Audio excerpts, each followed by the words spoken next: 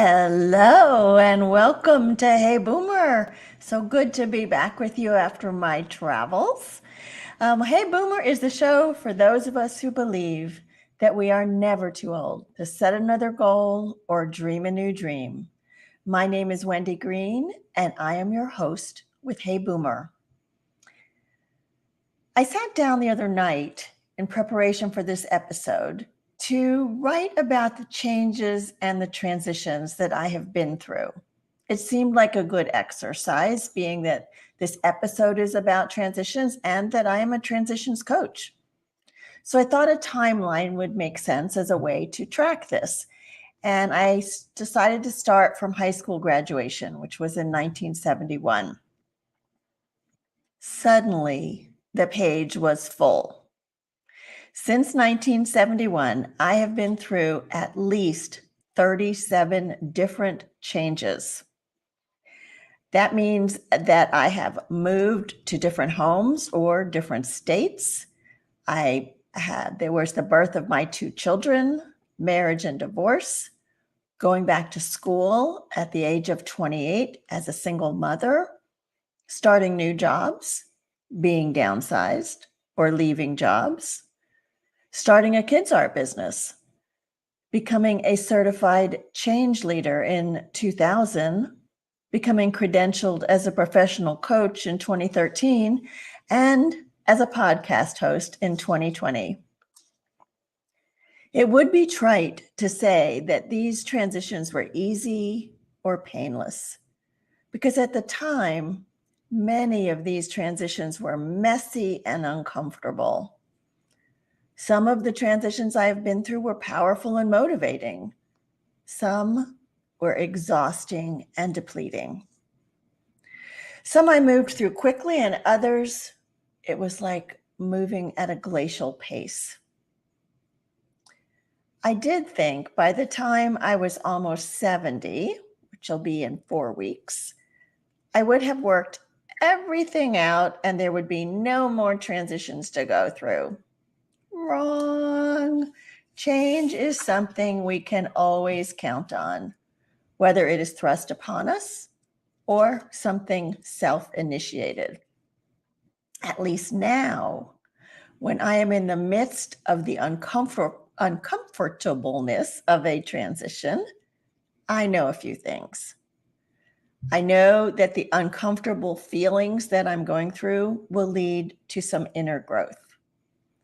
I know that things will not be uncomfortable forever.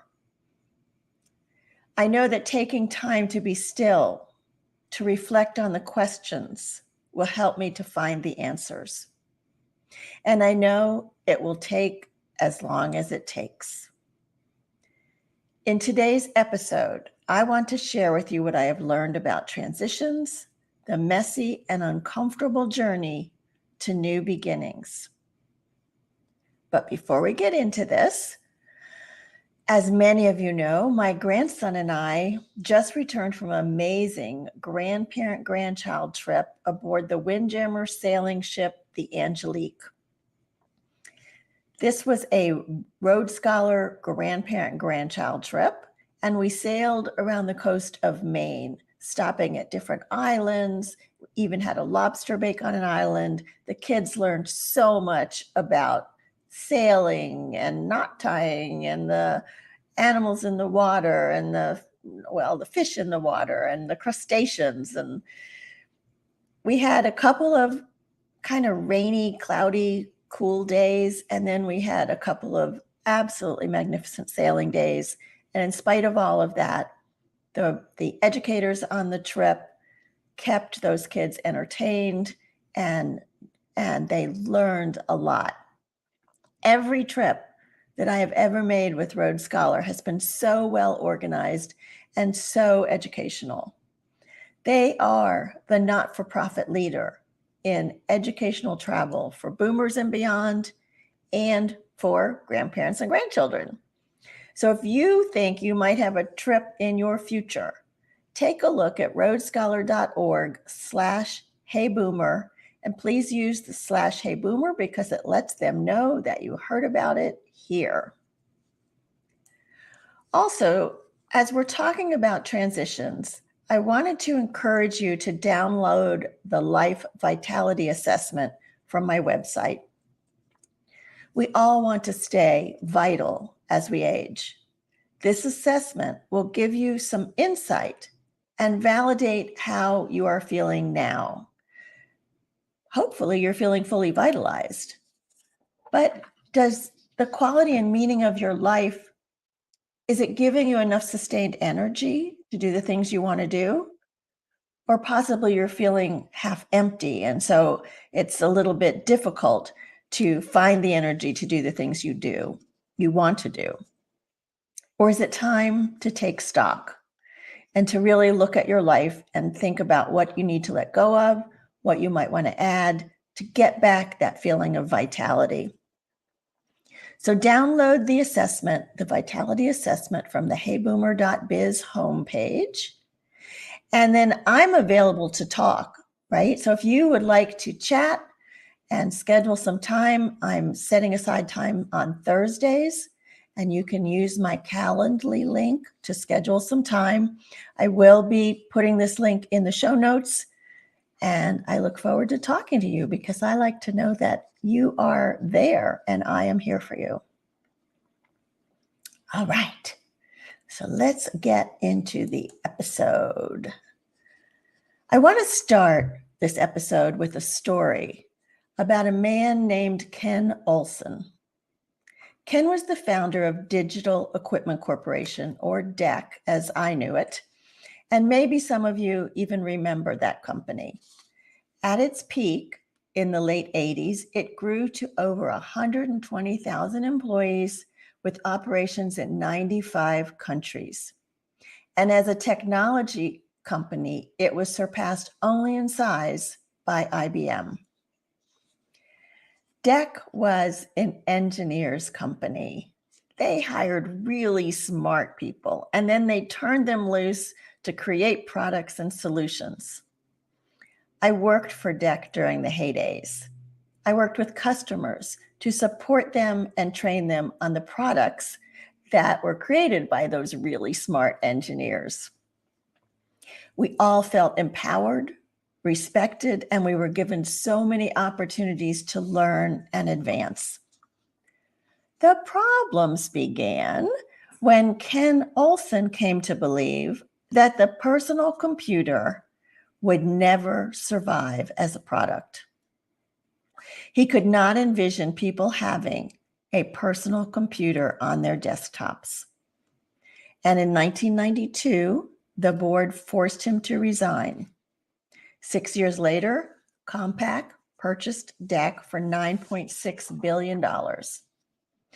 I watched the company downsize and sell off parts of the organization after Mr. Olsen was forced out. And in 1995, the downsizing hit me. At our stage of life, change comes in many forms. It could be the loss of a job through a layoff or retirement. It could be the loss of a spouse, sibling, or parent. It might be the loss of some of our physical abilities. Maybe you've moved from your longtime family home into a retirement community. In the vernacular of transitions, coined by William Bridges in his foundational book by the same name, we are facing an ending. And what happens when we are faced with an ending, be it a change we choose or a change that is forced upon us? Well, many of us experience anxiety. It can affect our ability to sleep. It can affect our health. It can affect our self-confidence and our self-image. We might feel isolation or loneliness. Often when we're going through this kind of transition, we'll feel a lack of interest in things that we used to be interested in. We call this depression. But sometimes there is a spiritual questioning, a renewed interest in the meaning of our lives.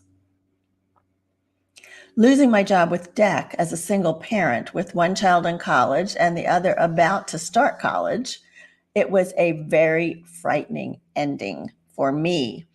I was at the height of my career. I had started the US Expertise Center for a product we were creating. I was traveling around the world. Suddenly, I was let go, and felt like I was on a chasm looking into a void of the unknown. I experienced the anxiety, the stress, the sleeplessness. And because of all the responsibilities I had with my children in college or going to college, I immediately started to look for my next job. And fortunately, I was able to land a job in Maryland. And right after my son graduated from high school in Georgia, we relocated. Pretty major change. However, what I learned is that change does not constitute a transition. We react to change, to move through the uncomfortableness as quickly as possible.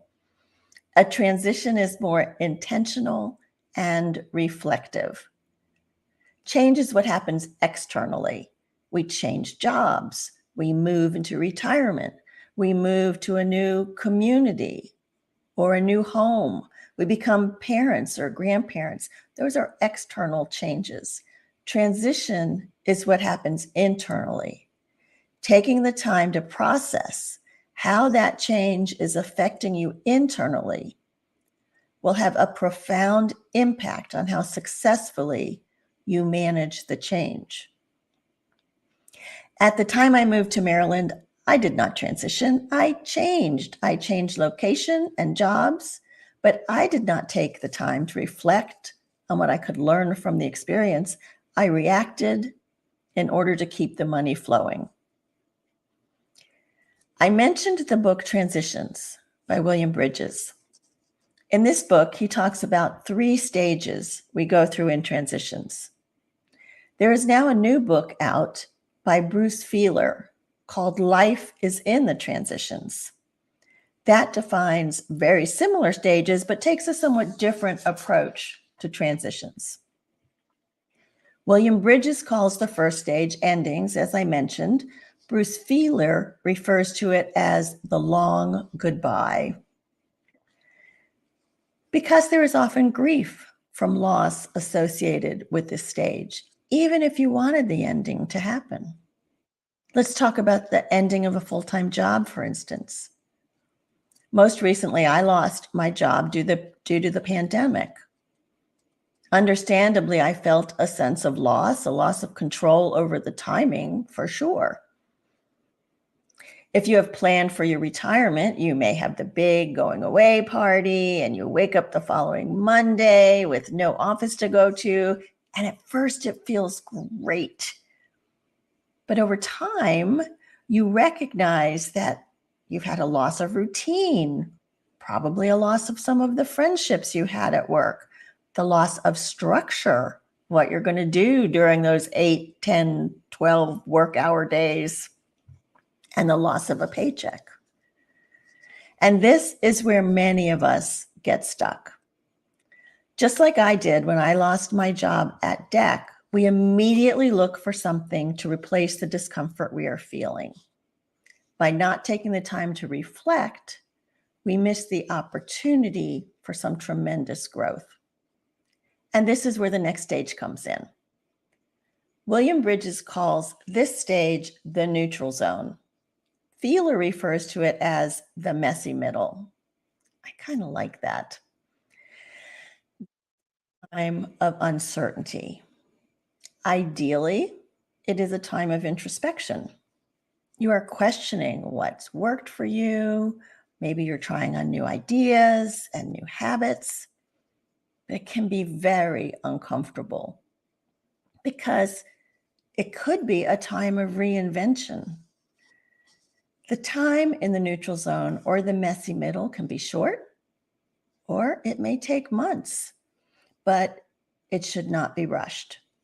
There is a richness in being in the wilderness and giving yourself the time to explore the new thoughts and opportunities that are showing up. When I was forced into the ending of my job because of the pandemic, I did take some time in the neutral zone or the messy middle. Because of my training, I knew some things to ask myself. I asked, how did I want to feel going forward? What was important to me? How could I make an impact? And what was I good at and I enjoy doing? Those questions led me to this reinvention. I did not even know how to make a podcast or become a podcast host, but I felt that I had something to offer to my fellow boomers, and I felt that now was the time to try something new. And Hey Boomer was born. That was my new beginning, as both Bridges and Feeler call it.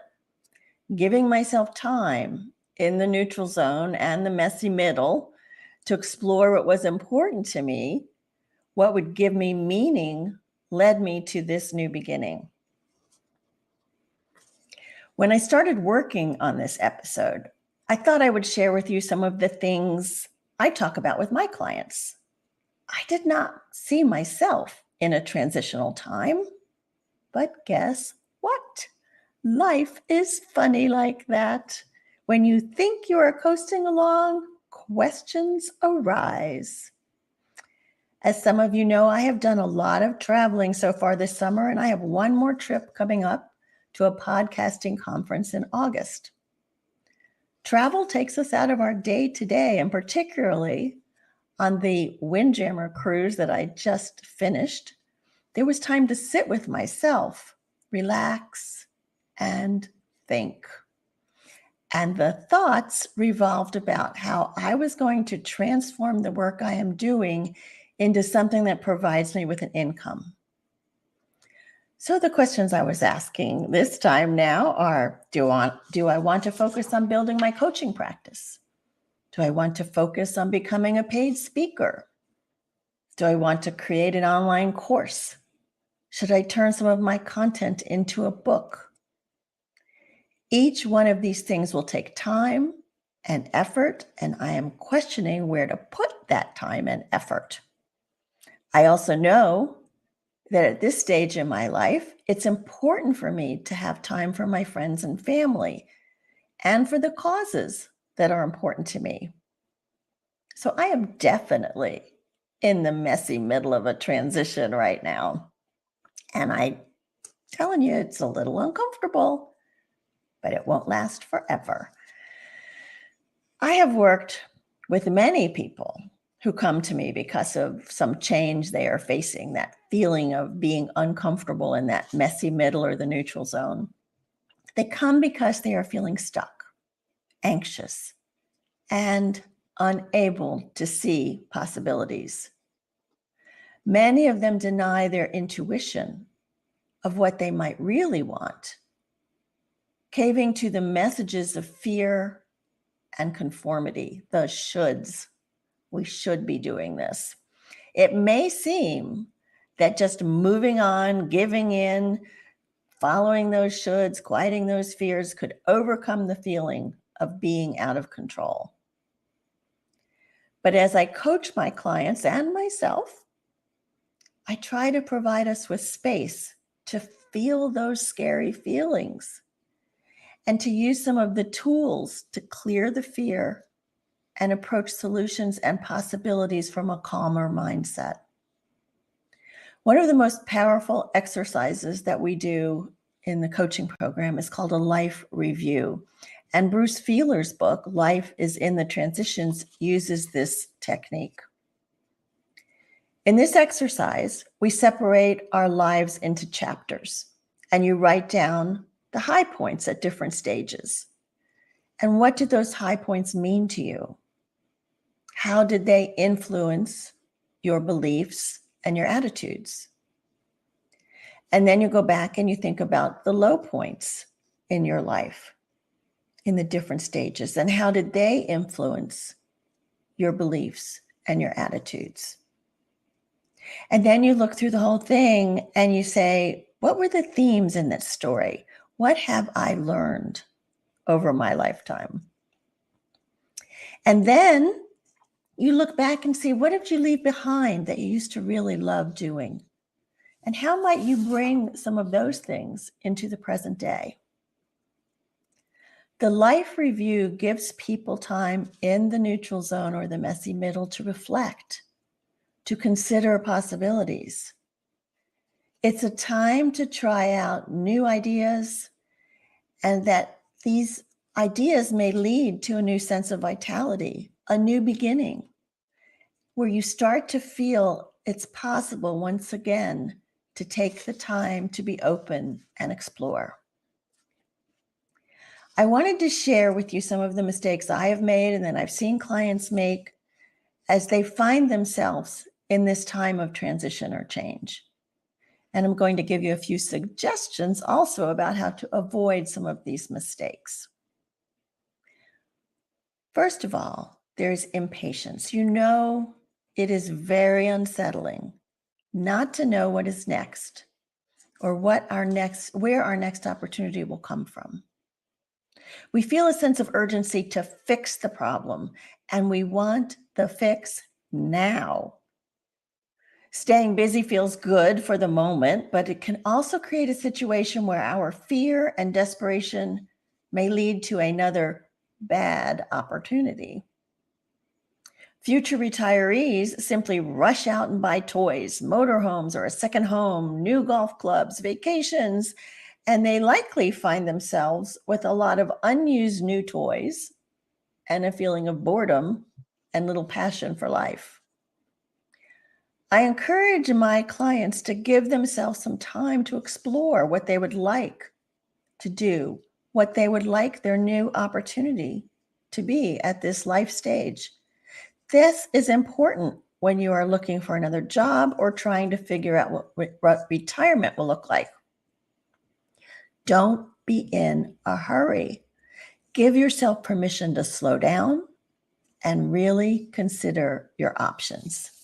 This is your future, and you can create it the way you want it to be.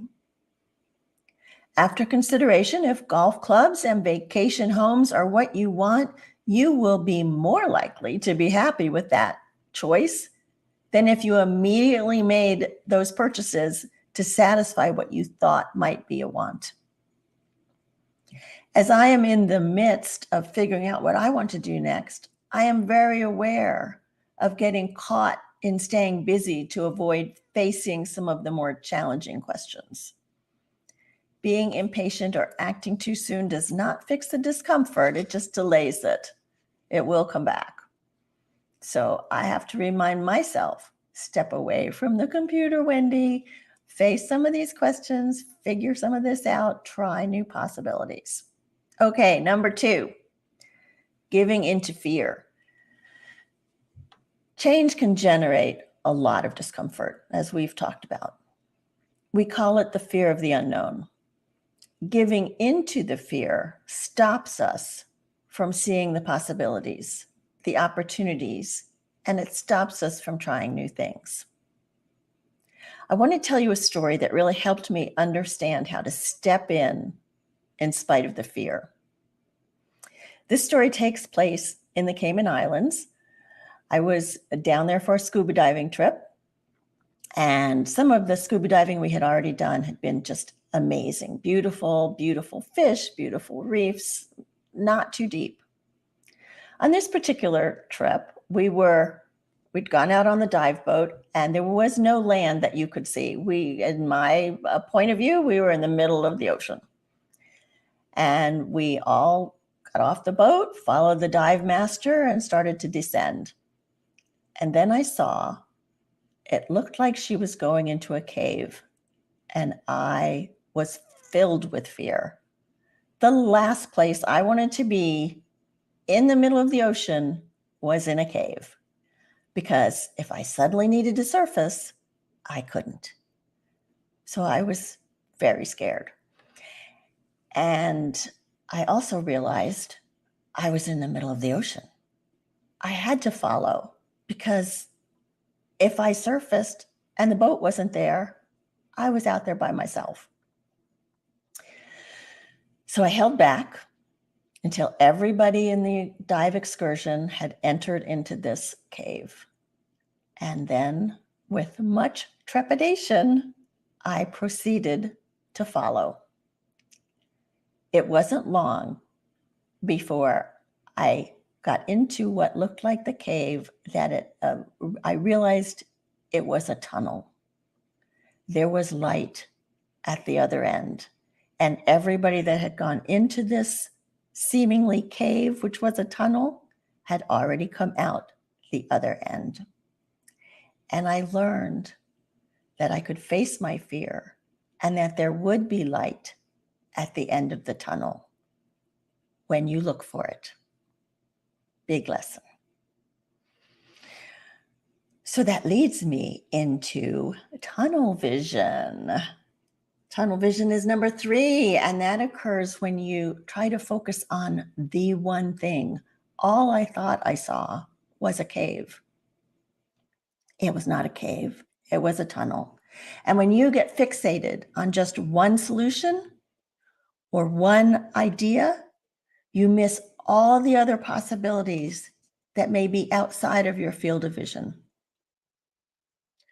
For instance, I had a client who was the sales and marketing director for a small aviation company.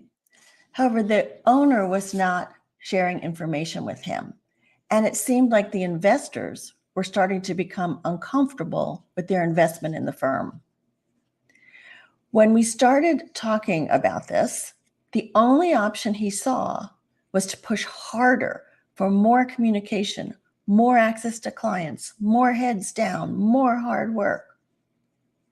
As he was able to see that there might be other options outside of the company he was working for as well as inside, he was able to think about more choices. We always have choices, even if the choice is not to make a choice. I encourage my clients to broaden their lens, to imagine that there are other possibilities, and to name what some of them might be. When that happens, it is like they suddenly see sunlight, like they're coming out of the dark in the tunnel, and amazing new opportunities and possibilities begin showing up in their lives. As I mentioned before, I have 4 opportunities that seem worth exploring for what I'm going to do next. Maybe there are more, or maybe a combination of 2 or 3 of these will become the way to go. The ultimate question will be, which of these opportunities will give my life meaning and bring me some of the income I desire? Number 4 is the analysis paralysis. Once people begin seeing possibilities, they may actually become the victim of analysis paralysis. This is actually another way of giving into fear. We get so involved with the internet now and Google, and we start researching. We just need to know one more thing, one more detail before we can make that decision.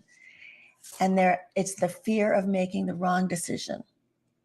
And it can stop us from moving forward because we just don't know which option to try. We just feel like we don't have enough information. If you're the type of person who likes to talk things over, you will also be getting lots of different opinions and advice from people that you talk to.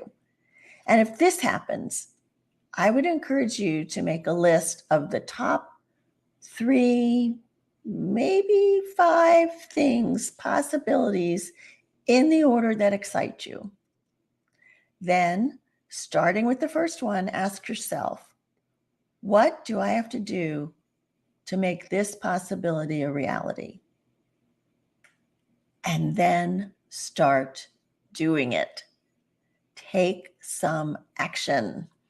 It does not mean that you are stuck with that option, but you will feel more empowered once you start to move.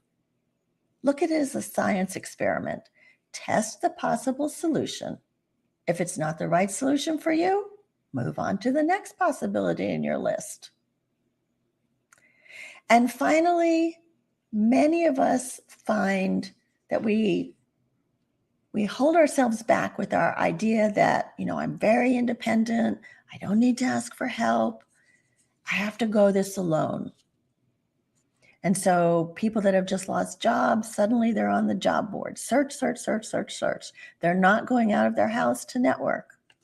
They don't bother anyone because they don't want to be a burden. We are humans and we need people. We're designed that way. Asking for support or help takes courage.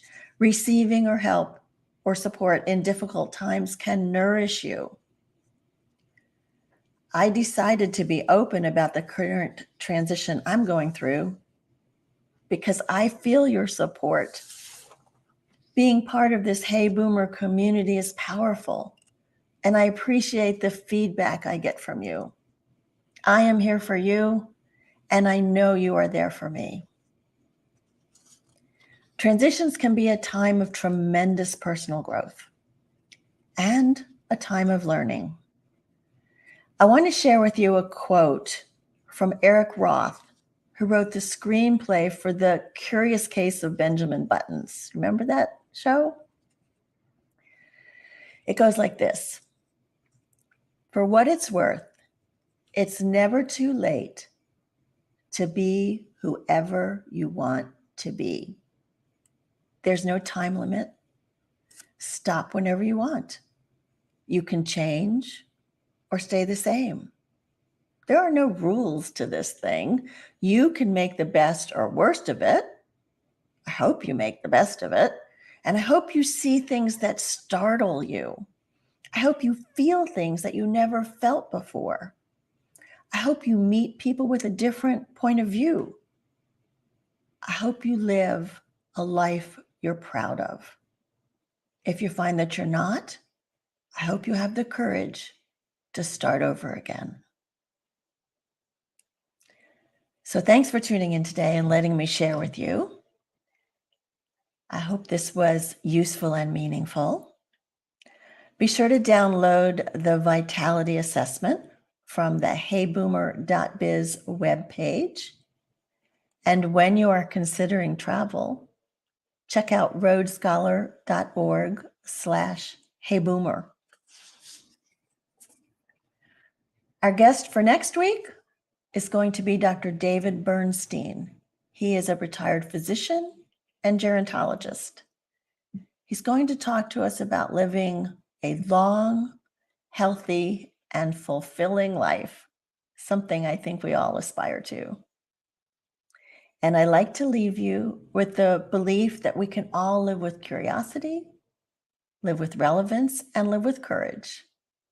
And remember that we are never too old to set another goal or dream a new dream. My name is Wendy Green, and this has been Hey Boomer.